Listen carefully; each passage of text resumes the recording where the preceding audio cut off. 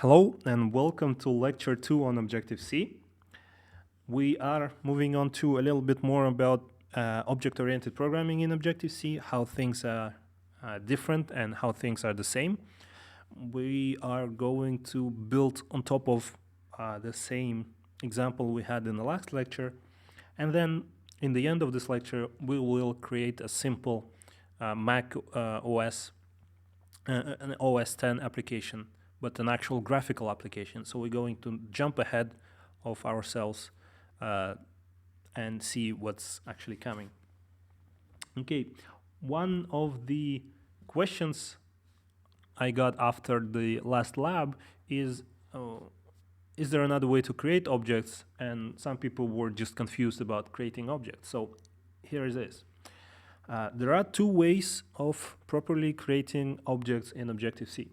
And first way I showed you before, it's calling an allocation routine on the class, which will create the space in the memory, allocate that space, and put the actual instance in there, and then call the init method on the object, which will make the object usable. This is a good way, it's proper, but there's another way of doing almost the same. It's right here, and all we're doing here is we are calling the string method on the NSString class. And you have to check with the classes, but the common naming convention is you use the name of that class in some way. So here we have a string method because it's a string, but the class itself is NSString, so it kind of makes sense. So the string method will do the same. It will allocate the memory, then it will call the init method on that object, which it just allocated space for, and will return this object ready to use. The difference is the second way, this way, is more automatic. First of all, well, you don't have to do it manually. You don't have to allocate and then initialize. But the most important thing is you don't have to worry about memory. You don't have to worry about releasing the memory after you use it. But the truth is you don't have to worry about memory in the first case neither. Now, why do we have it? Well, it's not that long ago we didn't have that ability. We didn't have that feature of not worrying about memory. We needed to worry about memory because there was no way of releasing the memory automatically unless you use this special way of creating objects. You might remember in the last lecture or in the lab where you creating your first project in Xcode, the window where you type the name of the project and choose the frameworks, there was a simple, small checkbox, and that checkbox said use automatic reference counting. And by default, that checkbox is on, and I hope you didn't touch it because that allows you not to worry about memory. We're going to see a bit more about memory in this lecture, but we're going to have a big lecture just on memory management and why is it important in the following weeks. For now, consider those two ways the same, because today we have this modern Objective-C and we have modern Xcode, and we don't have to worry about releasing the memory. Another thing to consider if you use the first way is some classes provide you with more complex ways of initializing. So in this case, we're creating a number. So we created a pointer, then we called an NSNumber class. We send it an alloc method, an alloc message, I'm sorry. This will return us an object in the memory, which we have to initialize. And what we can do here is NSNumber has this ability to respond to this particular command. Or in other words, it has a method called init with float. and it includes the init routine, so it actually does the same as this, but it also sets the value of your number to float, to 1. And NS number is a generic number, so it can be an integer, a double, a float, a long number, etc. In this case, we're saying it will be float, and I want it to be of this value. You can just check the documentation and see what all those built-in classes and NS next step classes have for you to use. And also it's a good idea to consider for classes you're creating yourselves. So if you're making a class which at some point other programmers or you will use and will initialize, you might override or write your own init method which will include the built-in init and then maybe take some parameters, assign some values. This is not a huge feature, this is not a revolution, but it just saves you some time and it can save you a line. Otherwise, you would do the same, you would do like this, init your number, and then on the next line, assign it a value of whatever you need. Okay. Another thing to consider as your history, which you don't really need to worry about, if you're programming for modern operating systems and using modern Objective-C and Xcode, is releasing objects. So if you didn't put that checkbox when you were creating your first project, the checkbox being use automatic reference counting. By the way, if you are seeing somewhere in the text on the internet or maybe in documentation, in messages in Xcode, an acronym ARC, that is automatic reference counting. So sometimes Xcode says ARC does not support this, and that means automatic reference counting. One of the things where you're going to see this is if you do put that checkbox, or you actually don't touch that checkbox because it's on by default, and then try to release the memory manually using this method, release. The Xcode will say we have an error because ARC does not support release. Because you don't have to worry about release. The Xcode will do it, the Objective-C will do it for you. But if you don't have ARC enabled, then you have to release the memory yourself. Let me tell you a story. In one of the interviews I had for a job, there was a question. What is the difference between C++ and Java? And I started saying with the garbage collector. By the way, another good answer everybody's looking for is Java compiles into a bytecode which runs on Java virtual machine, and that's what makes Java cross-platform.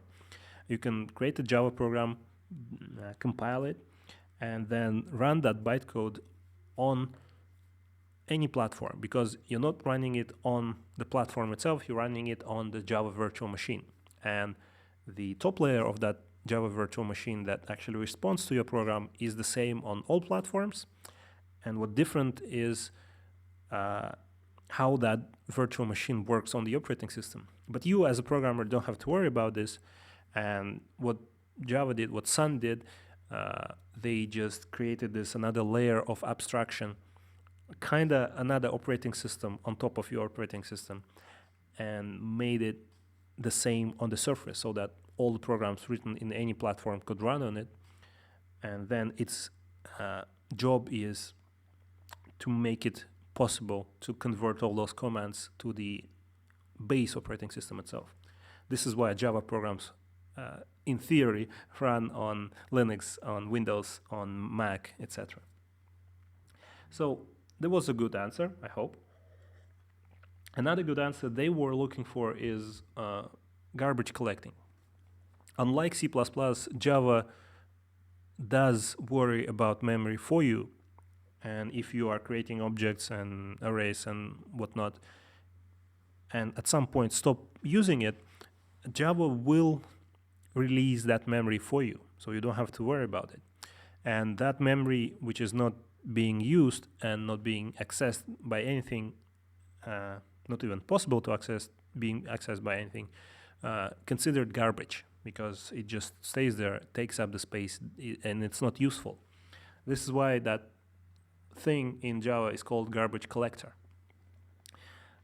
So I answered that question, they were happy, but the next question I didn't know answer for. And that question was, well, how that garbage collector works. How does it know what to delete and when to delete it, when to free memory? So I started guessing, and I don't quite remember exactly what I said, but I do remember I didn't know the correct answer. So I probably guessed some part of it. The answer was surprisingly simple, and I didn't know it was so simple. Again, this is just a huge simplification, but in a couple of words, all Java does is it counts how many times you are saying you're going to use this. So let's say you created an object in memory, just like this. You created a pointer, then allocated some memory for that. Then you're saying, I'm going to use this, and some function use this. All Java does is it increments a counter when someone says, I'm going to use it. And when that something stops, when that function terminates, it decrements the counter. So if I create an object and then 10 different routines are using this object, then the counter will be 10, because every time another routine says I'm going to use it, the counter goes up. So garbage collector just goes from time to time over all the memory and checks if there is an object that has a counter 0, meaning nobody uses it, and then it deletes it. This is oversimplification, and it's a bit more complicated than that, but idea is counting, just counting how many times you're using it, how many times you are referencing it. This is why it's called reference counter. And today we are enjoying this automatic reference counting in Objective-C. We used to have these commands, and you still might use it someday, release and auto-release. So release deletes this memory right away on the same line. So the next line you cannot use string 2. If you say string 2 auto-release, that will release the memory sometime in future, but not right away. You're not sure what time in future, but all you know is it will wait until the current function ends. So if you are writing a function and you know that you're not going to use this variable after this function ends, you might say auto-release and then still use string 2. Until the end of this function, it will be there. It won't be deleted. But again, consider this your history. For purposes of this course, we don't ever see release and auto-release as methods. Okay, so let's take a look at our example from the last lecture. We had that fraction class, which we used to create fraction numbers. And what we had is two variables, a numerator and denominator, which represented those two parts of the number. And to set those values, we had two functions which we created. And those functions are set numerator and set denominator. So they're simple. All they do is set the value to the parameter we pass. But this is kind of stupid, right? Why are we doing this? This is so simple, a computer can do it for us. So if you were programming in Java using Eclipse or NetBeans or some other modern complicated IDE, then there was probably a way to generate those getters and setters. It wasn't the part of the language, it was the part of your programming environment. This is just the tool that generates exactly the same code, but you don't have to write it because it's so simple and trivial. Computer knows how to do it. Objective-C actually gives you even better way, even a better tool. So instead of writing this code or generating this code, it will give you a way to avoid it, but actually generate getter and setter methods for you. So what we have to do first is to declare those variables that we want getters and setters be generated for. So in this case, we want those two variables to be generated, getters and setters. So instead of putting them here in implementation, we are going to go over to the interface and declare them as properties. So we have a keyword property, and Xcode again suggests that we use that word because we started typing it. And if I just say, if I click tab on my keyboard, you will complete it. And then all I have to say is the same thing. I have to say int numerator. Oops. Just passed it here. And the second one is integer 2, it's a denominator. So now we don't need this. We actually don't need the whole block because we don't have any more variables. So those two are properties now. This is why we don't need those two functions. We don't need to write them. So I delete it from the interface and I delete the implementation. What's left now is to say I want those getters and setters be generated. And another way of saying generated is synthesized. So this is why we have synthesize keyword in Objective-C. And here we just have to say what we want to be synthesized. So we have the numerator, again, autocomplete, and denominator, tab, and save. Nothing else has to be changed. We still have this set numerator and set denominator, but we didn't write those. They were generated by this synthesizer. So don't forget that since even though we had the numerator starting with a small number, small letter, we have a function generated with the big one here. And of course, we can access it by saying my fraction numerator and respectively denominator. So here's the slide, just to recap. First of all, declare properties you want as properties in the interface. And in the implementation, say synthesize and list all the variables you want to synthesize for. And you don't need to put them by type. So if you had a string and integer and maybe different types in the property, then you can just do the same and put them all in the single list. All you're saying is synthesize for the following properties. Okay, so this is more about style than the language, but this language is all about style. It's about styling the way you write code.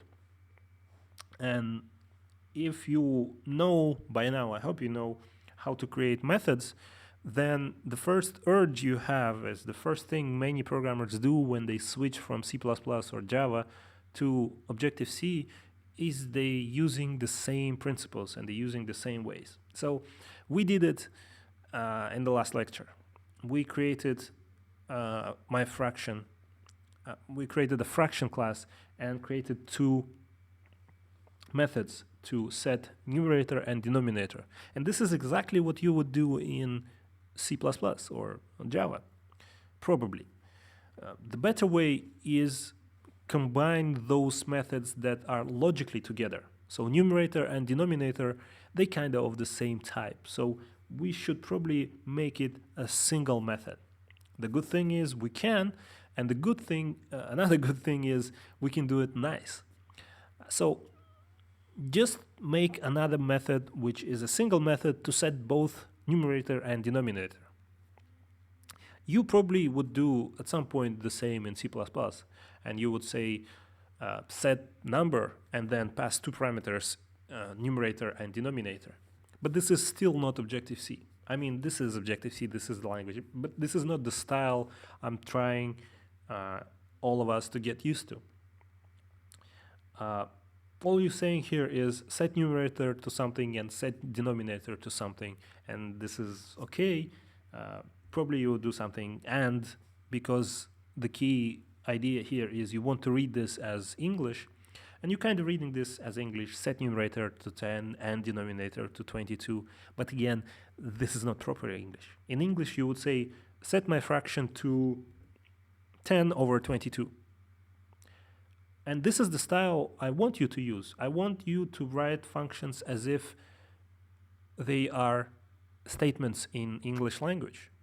I want you to write them as close to the human language we're using. So a good thing here would be to say my fraction set to 10 over 22. And set to colon over colon will be the name of our argument. So let's add something to our class. Let's do that. But actually, I'll leave it. I will not waste the time on this because half the lecture is gone, and you got the idea. You just convert the functions you have into more readable functions, into more logical. Okay. Here's another thing, the self. If you remember Java, then you remember the keyword this in C++ or Java. And self is almost exactly the same. But the difference is this is the keyword in C++. That means it's not a variable. It's not something you can use as a variable. It's just a keyword. It is being replaced by something else, and it's there just to make it easier. Self in Objective-C is a variable. That means you can change the variable. You can change what self is. Now, the idea is exactly the same. Self is just a pointer to the current instance. Okay, to show you what that is about, I want to write another method here. And that method will be an add method. And it will take a fraction and add that fraction to the fraction we're using here. So all it does is takes a fraction and adds it to the fraction we have. So let's implement it. We have add and yes and yes. All I want to do here is I want to say numerator equals a numerator plus f numerator, and say for here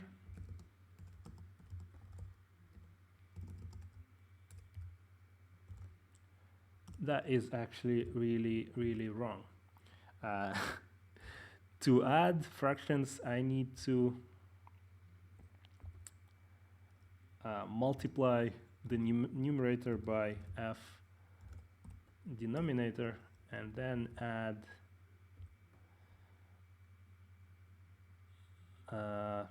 the f numerator,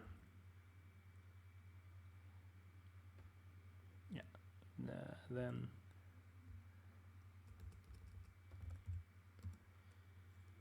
by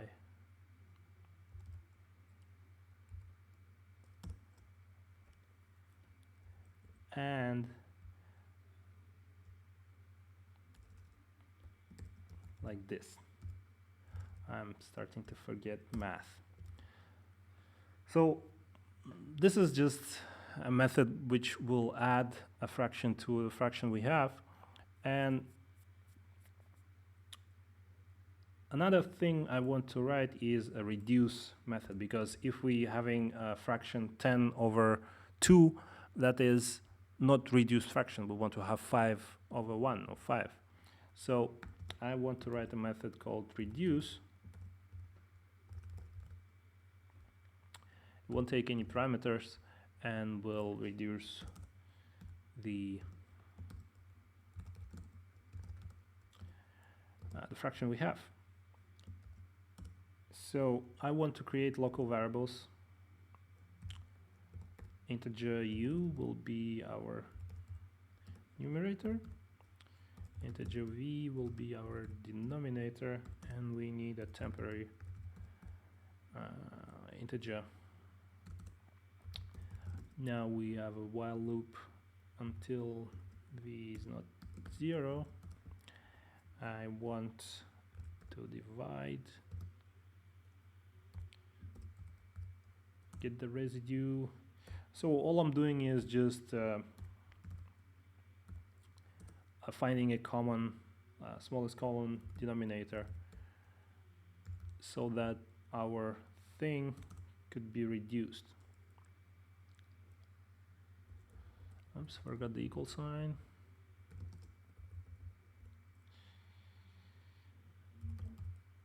Numerator will be divided by u, and denominator divided by v. Okay, so that will convert our fraction to the actual reduced fraction, the smallest one. And why I did this is, when we're adding fractions, this is probably the good time to reduce the resulting fraction if we have a fraction that needs to be reduced.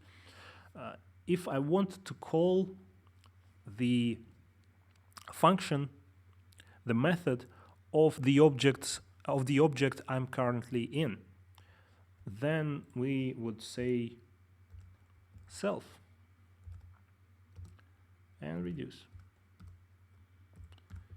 In C++, we would say this reduce, meaning what happens on this line is we are inside the object, and I want to call a method on this object where I'm in.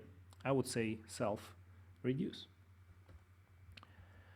We're not going to talk today about how this self variable could be changed, but sometimes it's good, it's usable if you want to change what self points to. But by default, it points to the current instance or the current object.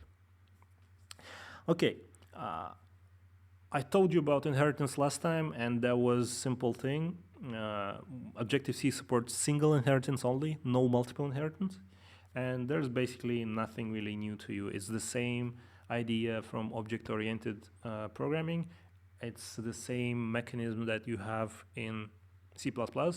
Unlike C++, we don't have multiple inheritance, but that's mostly it.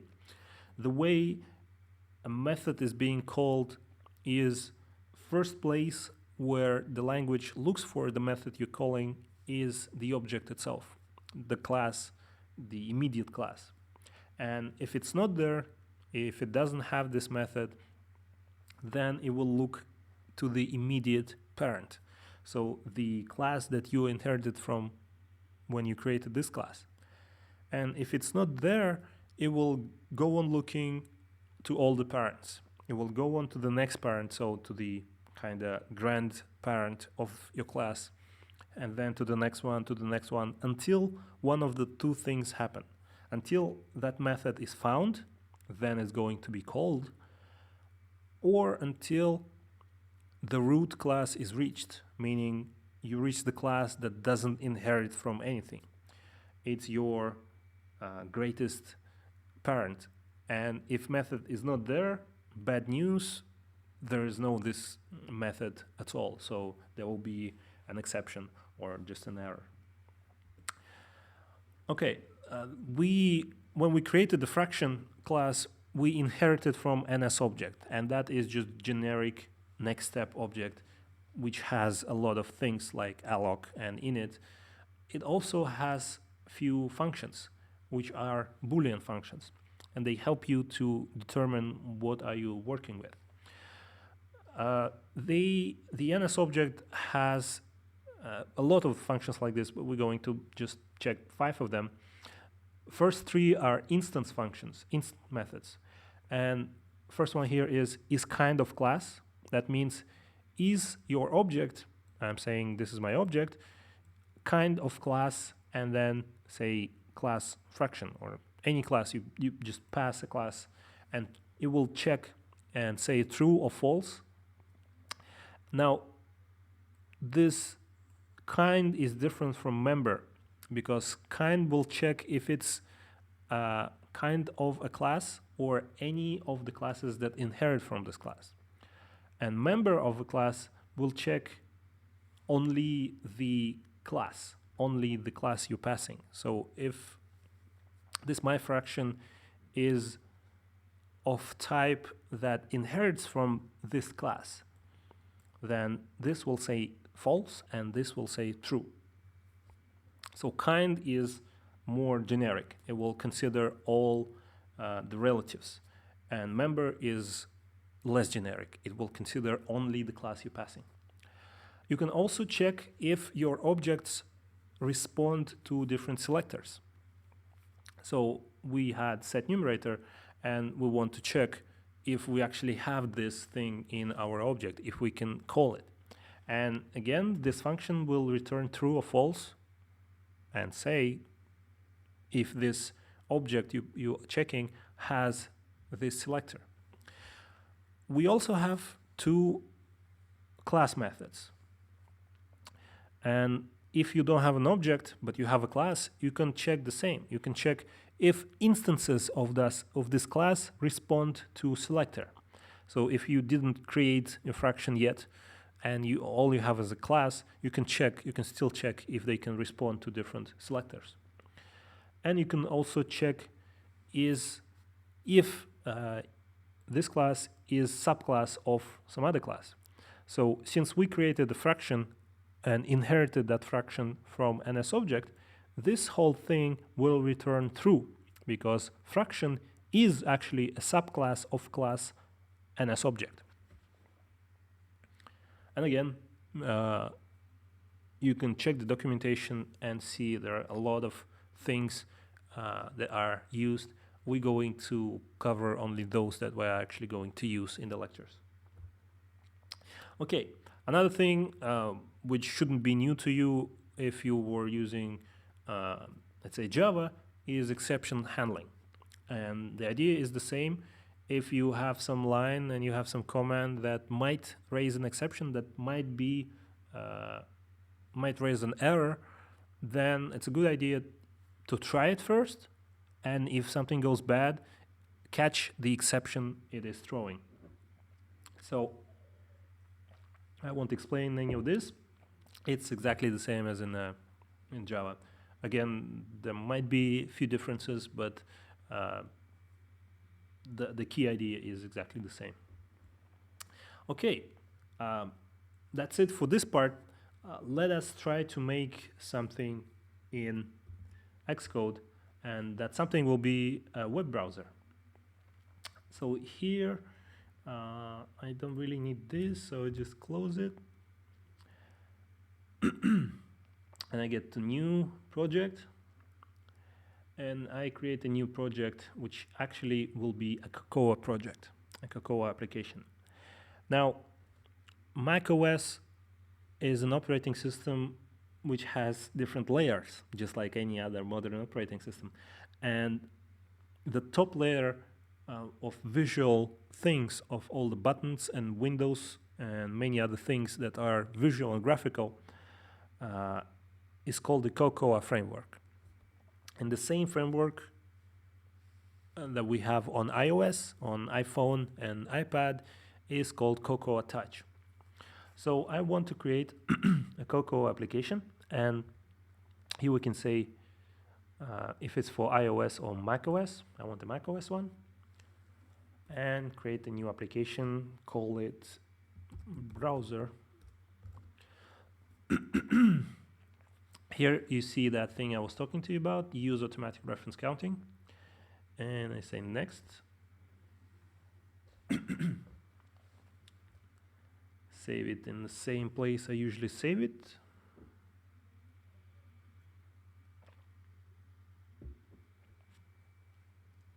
Okay. So, by default, your application has one framework connected already. So you can use anything from Cocoa framework because, well, you created a Cocoa application and Cocoa framework is connected to your project. And when I say connected, it just means you have access to all those functions and all those objects, all those classes you have in Cocoa framework.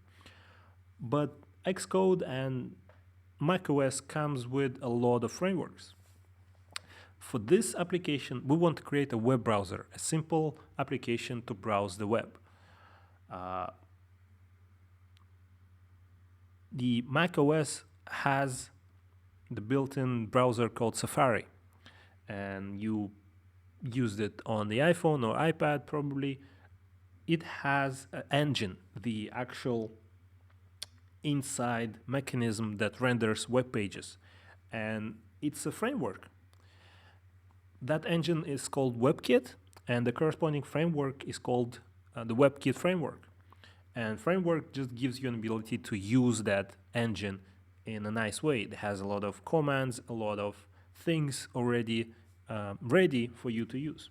So when we created a new project right here, we have a section in the project properties called linked frameworks and libraries. All I have to do now is click on plus, and here you can see all the different frameworks we have, and I will just search for WebKit. So here I have in my macOS 10.7, this is my operating system, the WebKit framework. And I say add, and that's it. Now I just have WebKit framework in my project. It's right here.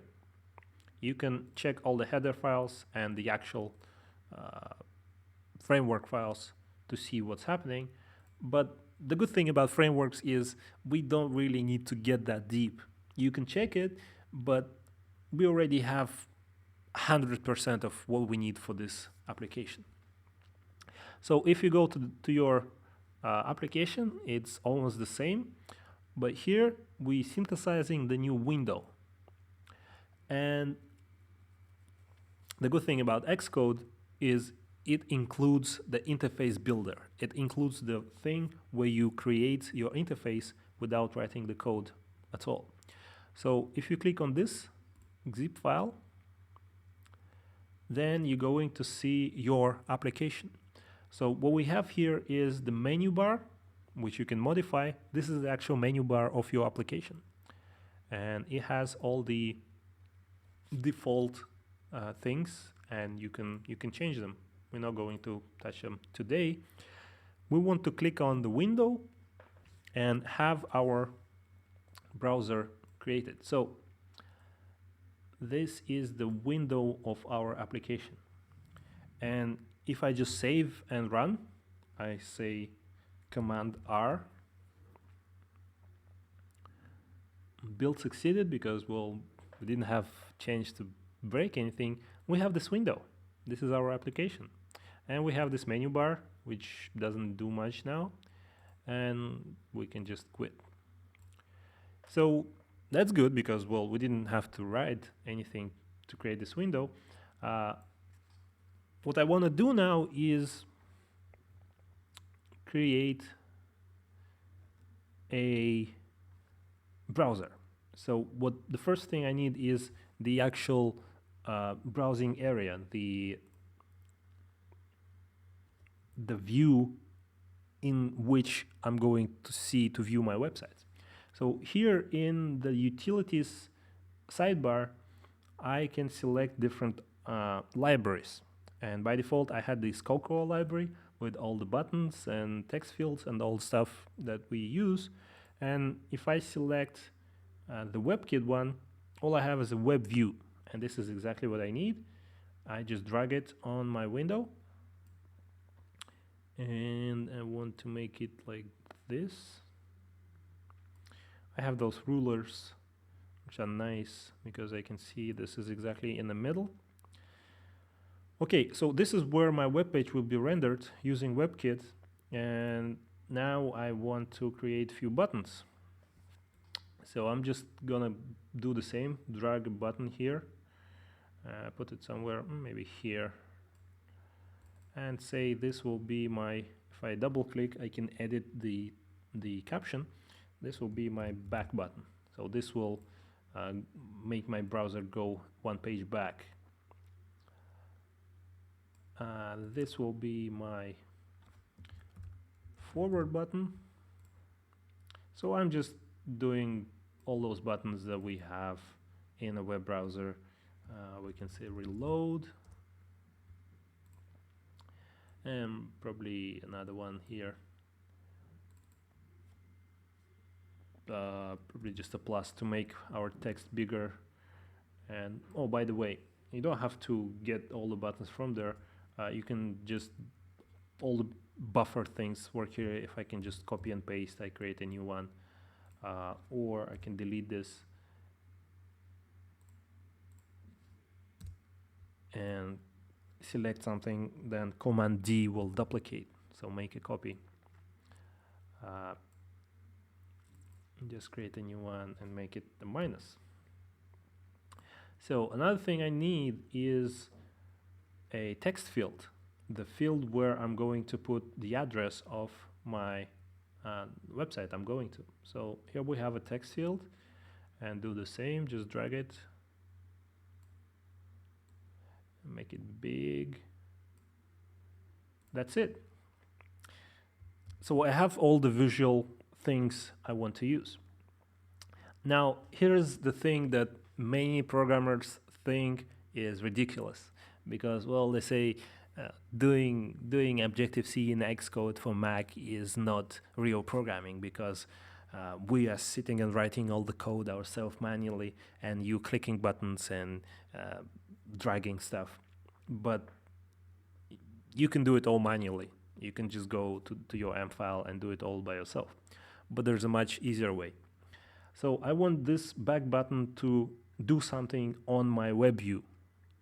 So if I hit Control and click and drag, I will have this line.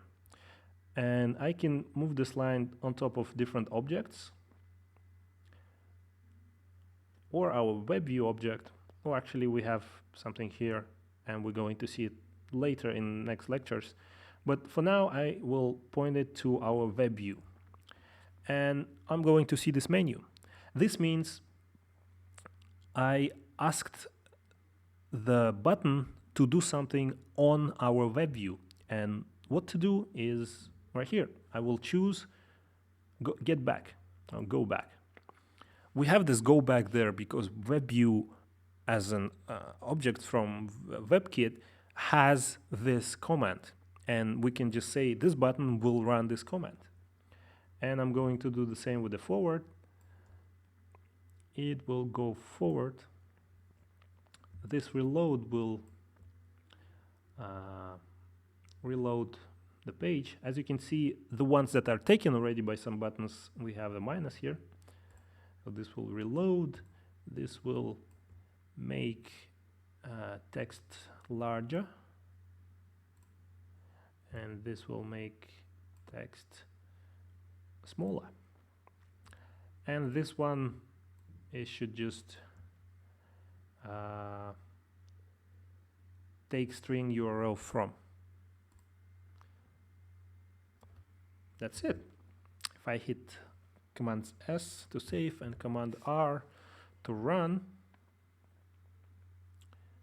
now we have this window, and if I type in the address of, let's say, our university, hit enter, we see our website. So we didn't have to worry about parsing HTML or anything like that, because we just used the WebKit. We used the engine, and this is how your website looks in Safari. It's exactly the same way. So it's not really a new browser. It just, no, actually it's a new browser, but it's using the same engine. And there are different browsers that use the same engine. It's not the engine that's most important for the browser today, but many other features that comes with the browser. So I can go different links. We can see we are doing it, but this is still crap because, well, if I resize, the window is not being resized, and this is just bad. But that thing works. I can go back. I can go forward. I can reload. And I can change the text. So that was easy, right? I'm not sure how much time I would spend doing this in maybe C++ or Java. That depends on the framework. But the good thing about Xcode and Objective-C for Mac is we have a lot of things ready. We just connect the dots basically. This is not hardcore, real super geeky programming, but this is just the second lecture. So we're going to get there. For now, I just wanted to show how easy it is to write simple and trivial tasks.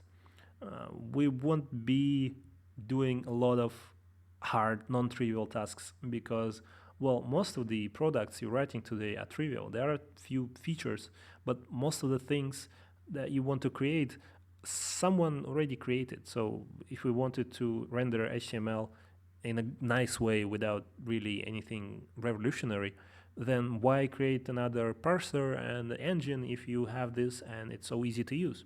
Now, if you were to create a web browser, you would probably spend some time doing something else, maybe implementing the features you have that Safari or Chrome or other browsers don't.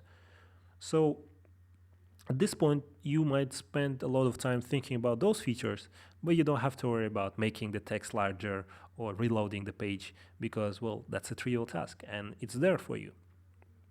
So in the next lecture, we are going to get to know more frameworks. So we're going to get to know the foundation framework, the framework that we're using 2 lectures already, and a little bit about Cocoa. So we are starting to move on to actual graphical stuff. And this is just a kind of a teaser.